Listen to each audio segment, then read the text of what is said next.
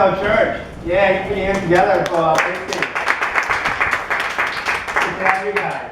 I just want to say hello to Berlin. Hi Andreas. Hi Ryan. Yep, got some friends from Berlin that's following us through YouTube. That's our camera right there. Hi Will, up in Plattsburgh. Hi Judgin, up in Syracuse University. Welcome everyone. Yes. Michael, thank you. And Olivia, thank you. I got about like 25 minutes. It's one of those Sundays where, yes, right after this, I'm just gonna pick up my bag and I'll be running to another church. I'll be right down at CCPC. That's a home church at the Crossroads. So I've got about 25 minutes. So if I'm going to be rushing here and there, sorry. Maybe next time I'll give you the full 45 minutes. How's that? Today's a short version. Same thing came across my newsfeed. I was looking at something over Yahoo. It was interesting. And then when I read that, I said, oh my goodness, I can't believe this. A judge from Pennsylvania, he accepted a bribe of over $1 million. Can you imagine that? And how he got the money was by sending teenagers, young people, prison to juvenile detention centers. And these detention centers, they would build these detention centers and then pretty much there's profit to be made. And it's just that when you get these cases that comes across your desk, just throw them out. Forget about their constitutional rights, forget about their representation. And let me just make sure I get the right details for you guys. Right here.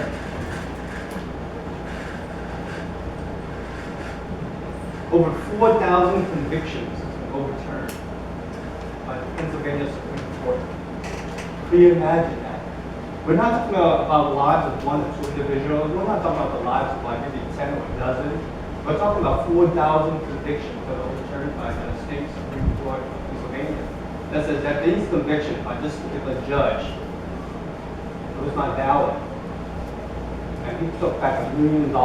So my question to all of you, if you were one of those teenagers that had to go through these detention centers and you might be there for a year, you might be there for a year and a half, some of these people, they're just crying, and you said, no, I'm innocent, how do you deal with that?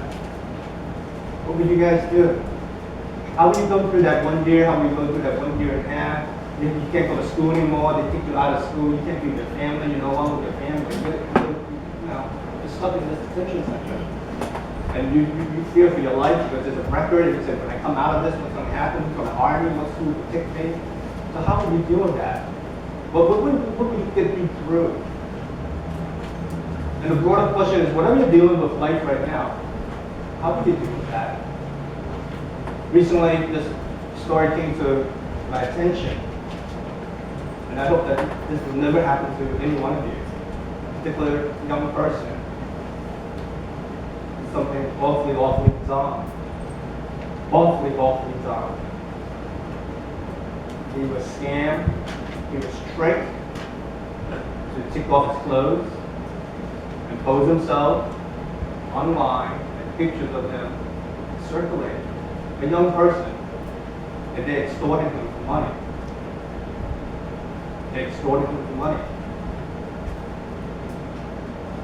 How do you deal with that now? Picture of you nude in a very compromising position, and they have these pictures. And they said, if we don't get X amount of dollars from you, we're going to send that to your family, we're going to send that to your friends, we're going to post it on Facebook, we're going to let the whole world know. How do you go with something like that? And how do you deal with something like that? You guys follow me? What's going to go through you? What's going to go through me if I hear that, that happens to my children? And if you're a Christian right now, how do you deal with it? When substance comes, when trials come, how do you deal with it? And there's 2 ways, guys, and that's what this whole message series is all about. There's the average way and there's the normal way. The average Christian is going to go with this. I'll get over this. I'll be okay. I'll be okay. I'm definitely fine. Let's go. I'm going to try to overcome it. And that's the average way.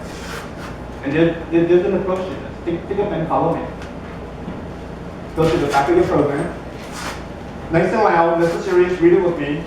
The normal Christian life. Average Christian shows the power of positive thinking. The average Christian shows the power of positive thinking. Please read Psalm 139, nice and loud, please read with me. For you created my inmost being. I praise you because I am fearfully and wonderfully made. Take a pen, follow me, please. For you created my inmost being. Underline created. You want to say created?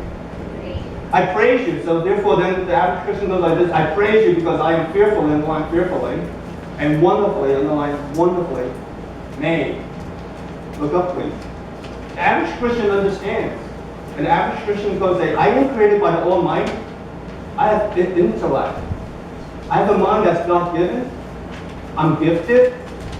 And it's amazing what humanity can do. It's amazing what men and women can do. Absolutely amazing. And the average Christian will say, yes, I am gifted, I can do all this. And so when trials come, when stuff comes, I'm going to rely on something that's called positive thinking. And when I say the average Christian will do that first. The average Christian will say, I can handle that. That's the average Christian. Let me show you what I mean. Take a look. First part. Please read Philippians 3:4, nice and loud. Please read with me. If anyone else thinks he has reasons to put confidence in the flesh, I have more. Average Christians don't rely on self-confidence. The average Christian woman or the average Christian man is going to rely on self-confidence. Please follow me. If anyone else thinks he has reasons, underline reasons, I won't say reasons, to put confidence, circle confidence in the flesh, I have more. Here's what Paul is talking about, this guy Paul, it's awesome. He goes, now you want to brag? You think that you have confidence? And forget about it, I had more. You want to know my degrees? And you listen up. All these credentials. You know how I was raised? Do you know who was my mentor? Do you know the family traditions that I have? Do you know my lineage? Do you know my genealogy? If you think you have confidence, look at all my achievements. I have more. And that's the average Christian. And guys, when I use the word average, it simply means this. Average means they're just like everybody else. The average Christian is like everybody else. That's what average is. It's just like everybody else. When trials come to your life, what will you do? I got this. I got this. And then Paul goes, yeah, you think you got it? You think you're going to rely on self-confidence? I got even more than you. Question to all of you. When you have confidence and you have all these achievements, it feels good, right? So I have a very simple question. What if you don't have the achievements? What if you did not go to UPenn?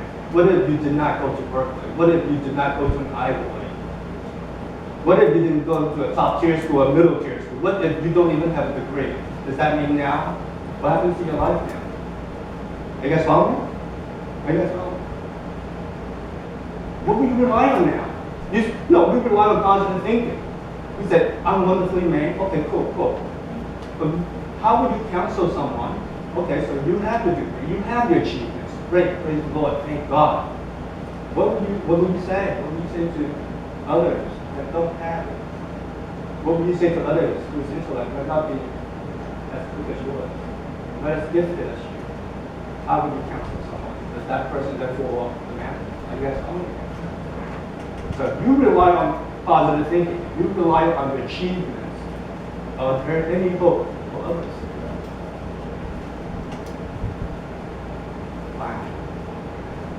What is hard? And what if you're the person? What if I'm the person that did not go to school, that did not finish school, that did not have those letters after his name or her name? And when tough stuff comes, forget about tough stuff. Just the routine of waking up tomorrow. What am I going to do? Second thing, please read. Please read Galatians 3:1-3, nice and loud. Please read. You foolish Galatians, did you receive the Spirit by observing the law or by believing what you heard? Are you so foolish? At the beginning of the Spirit, are you now trying to attain your goal by human effort? Oh my goodness, this is good. The average Christian is going to rely on self-confidence. The average Christian is going to rely on self-will. And guess what Paul says? He goes, you foolish Galatians, underline foolish. Everyone say foolish. Foolish.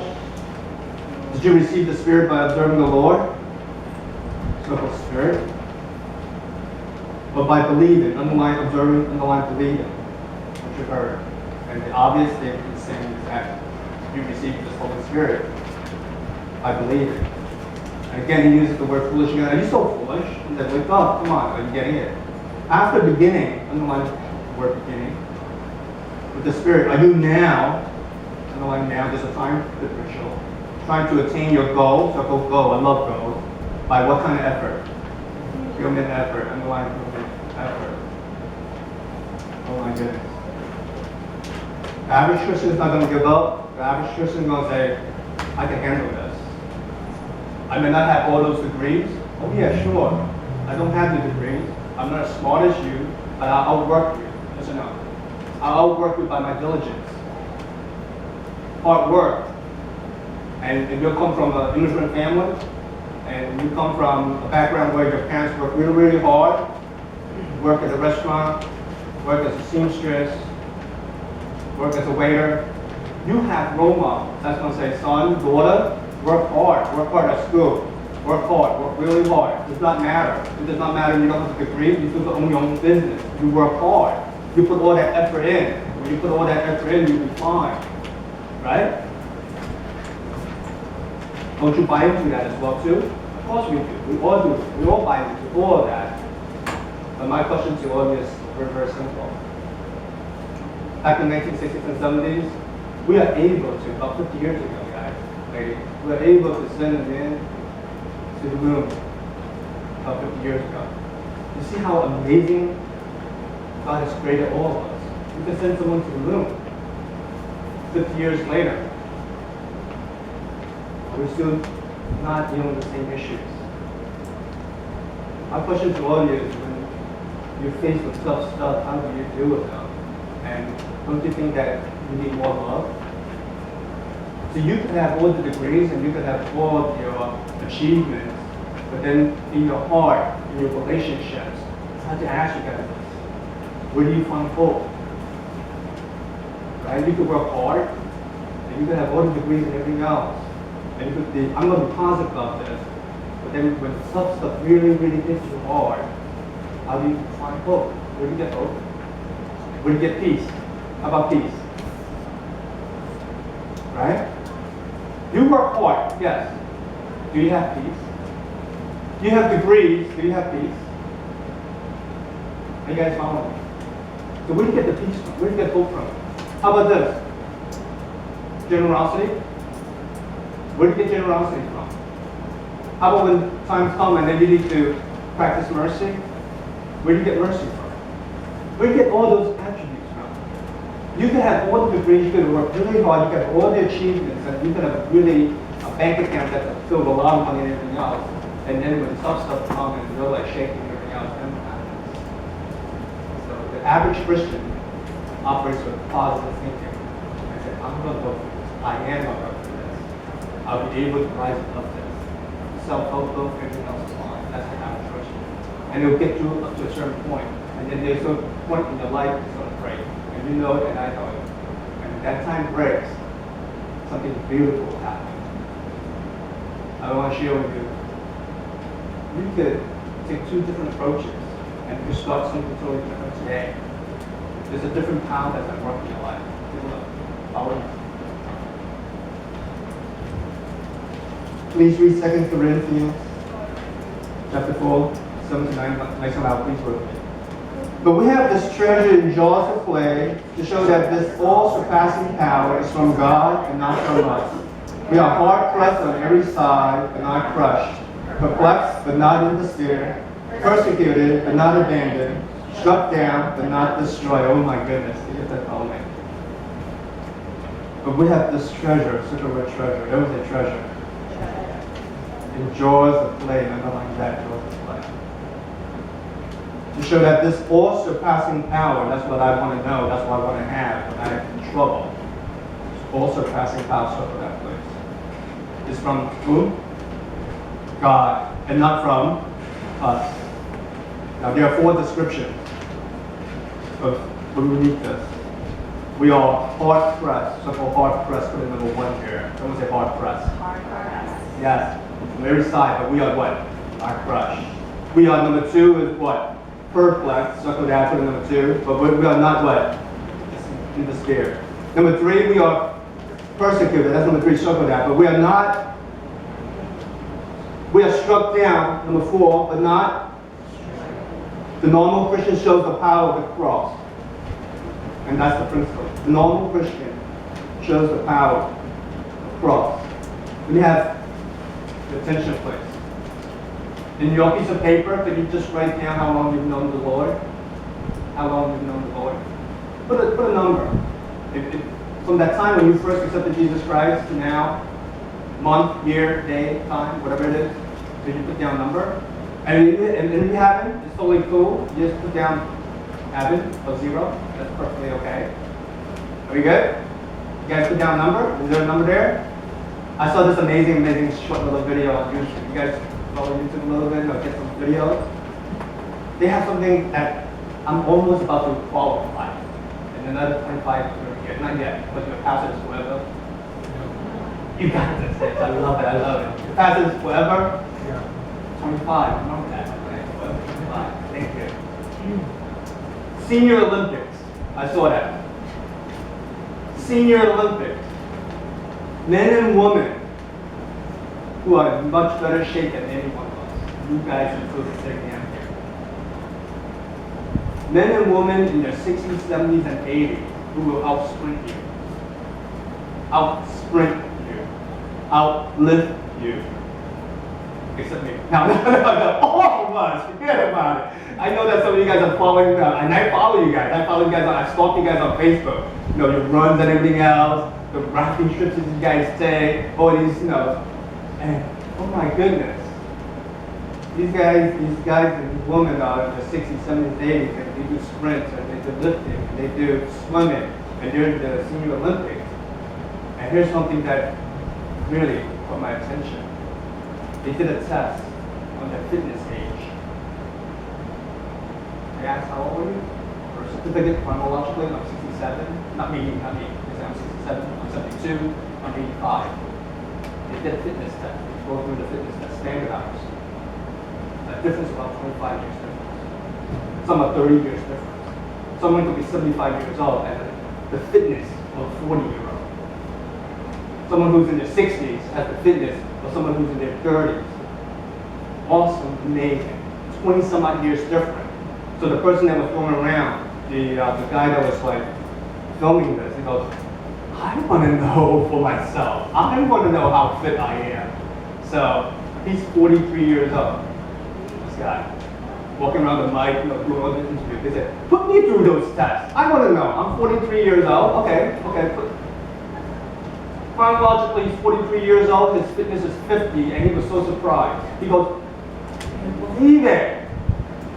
I'm 43. I expected to be maybe fitness of 30 something, and he failed. He didn't even meet his age.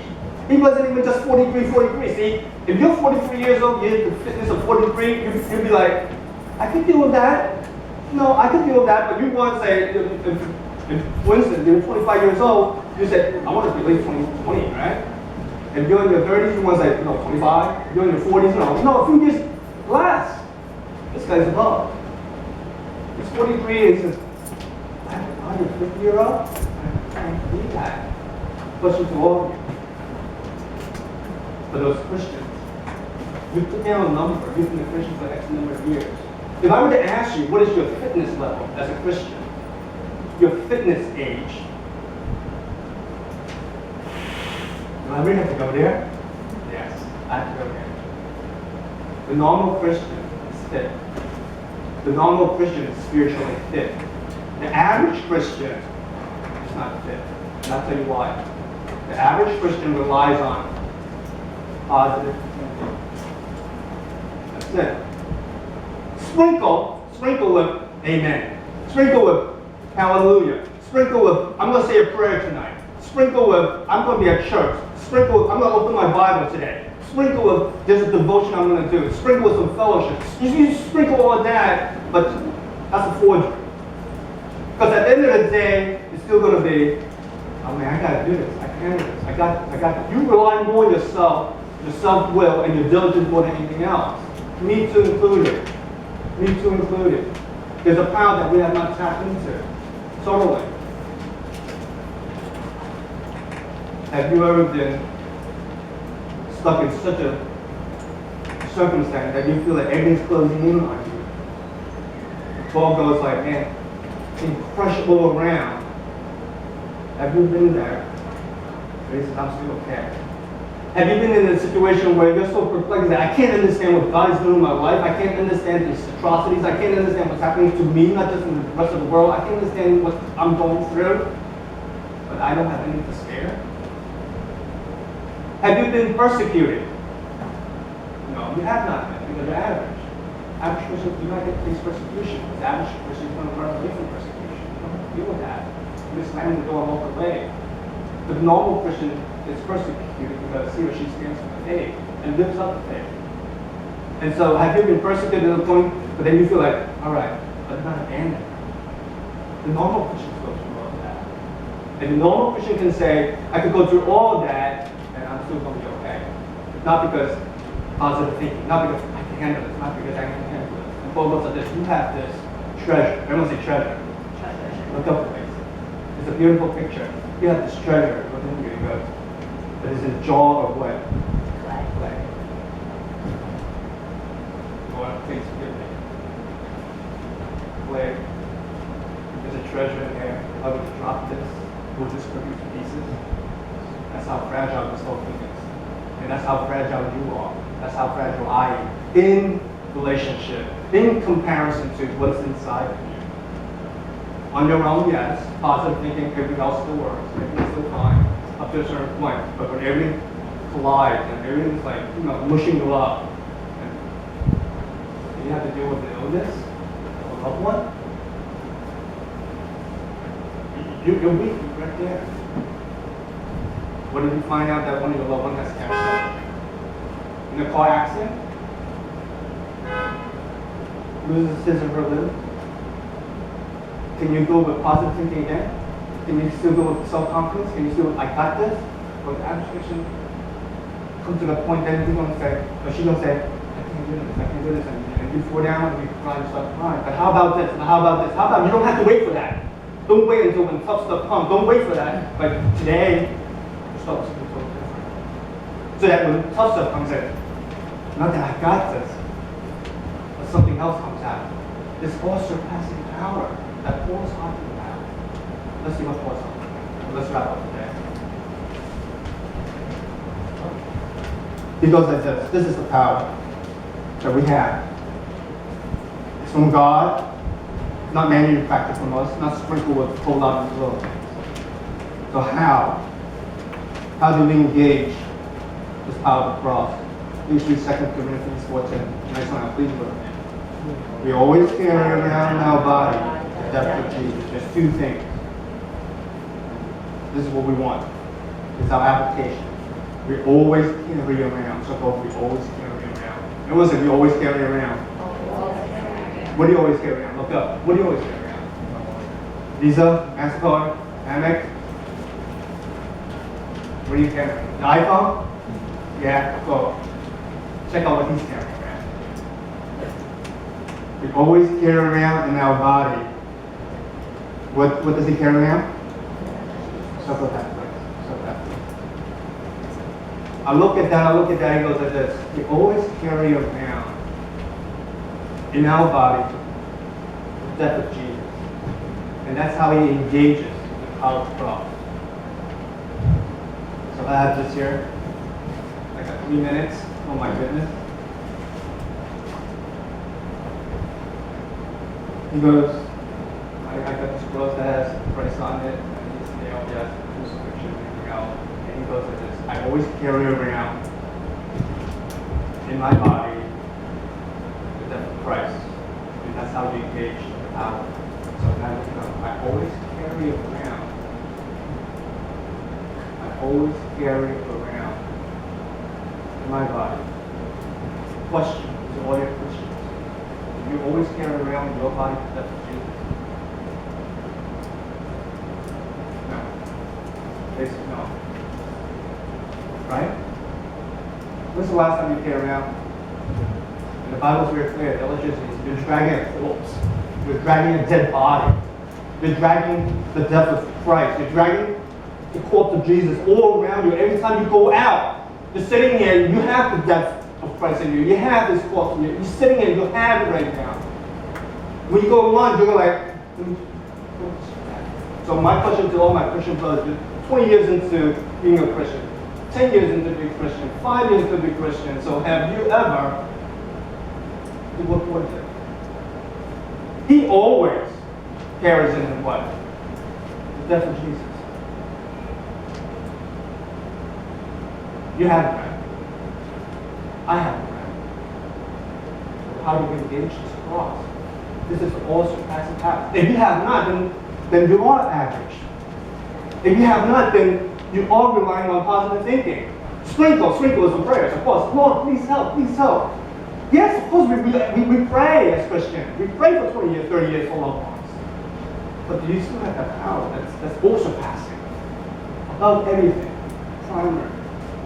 And Paul makes it very, very clear. You have it. It's from God. It's not from you. And it is what? He carries it with him. I'm not talking about repentance. And what he's saying is this. Here's when you practice contemplation. You walk around thinking of the death of Christ. I always carry around, catch this now. I always carry around my body. It means I'm always thinking of the death of Christ. Got it? Got the first part.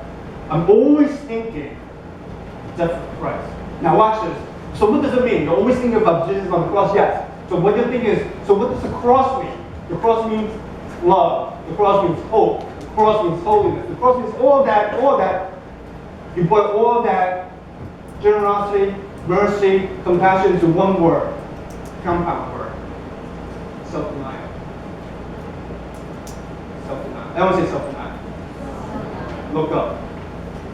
You want the power of God working in your life. You don't want to be an average Christian. You want to stop and you say, Pastor Kenny, no more. I don't want just the power of positive thinking. I don't want to go through and say, I got this, because I know I don't have this. Confidence, I have zero confidence.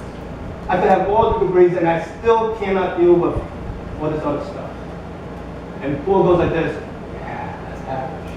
You want to be normal? The normal Christian goes like this. I always carry around my body, the death of Christ. I'm always in contemplation, self-denial. When I think of Jesus, I think of self-denial. So whatever situation you're in, whatever trial you get into, it's about self-denial. And what does self-denial mean? It's really this. It's okay, God, you got this. You got this. I trust you with my life. You make something beautiful with that. I surrender. I surrender. I don't get any of this. This is far beyond me. This is far beyond me. You use me right now. That's what Jesus did. You asked about what Jesus did, what the death of Jesus means. The death of Jesus goes like this. Death of Jesus goes like self-denial. I'm not even going to use my power. I'm the Son of God, and I'm not going to use my power. I'm equal with God, and I'm not going to use his power. I'm worthy of your worship, but I'll be there on the cross. All that good stuff comes down to one thing that Jesus did, was self-denial of himself. Yes or no? Yes or no? And from all that, the power of God works. From all that, love comes out from hate. From all that, from all the anger, all the injustice that you face, self-denial comes through, and it reigns over. Look up. I got 2 minutes, I'm going to run real fast. The normal Christian, seriously, the normal Christian, and I pray that this is your application. I'm not going to go to the next point. The normal Christian.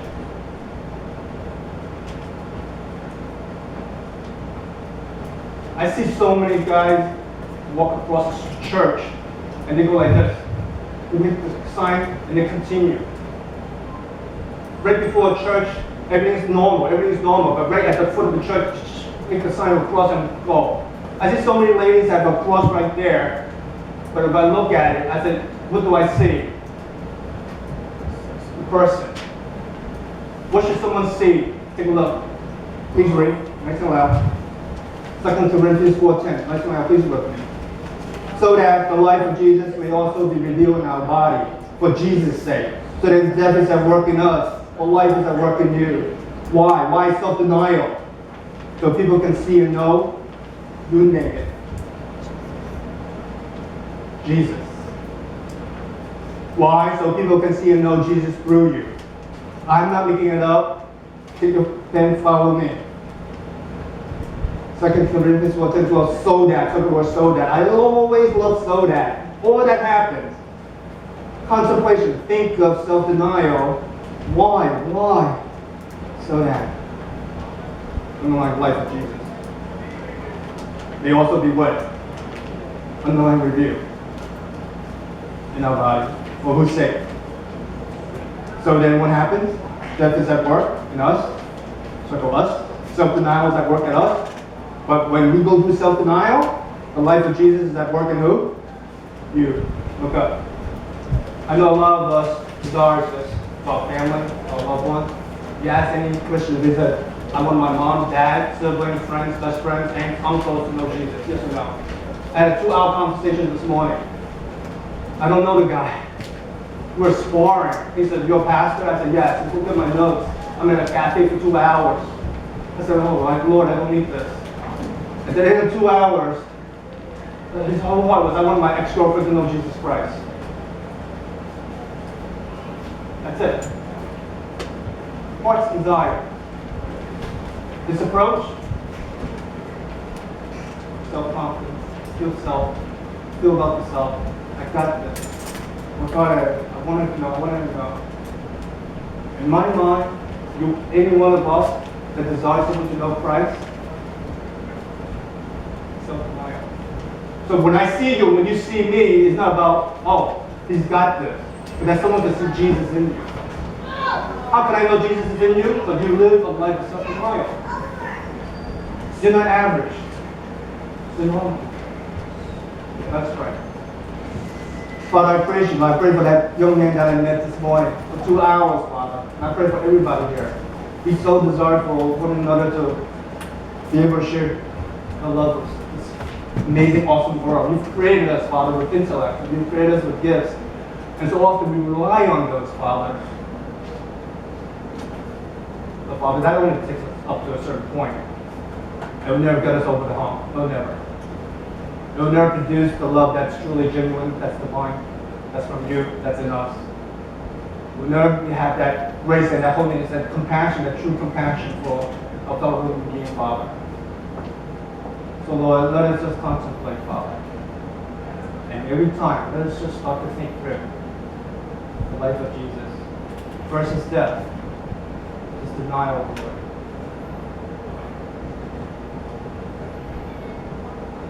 Let that cross, Father, touch our heart. And in that doing, Father, when we think of the cross, Lord, we will live out the life of the cross. And when we live out the life of the cross, Father, so many people want to know. So many people want to know how we can. In spite of everything that happens, Father, we have this all-surpassing treasure that's a place of joy. Because we have you, Father. I pray all this in Jesus' name. Amen.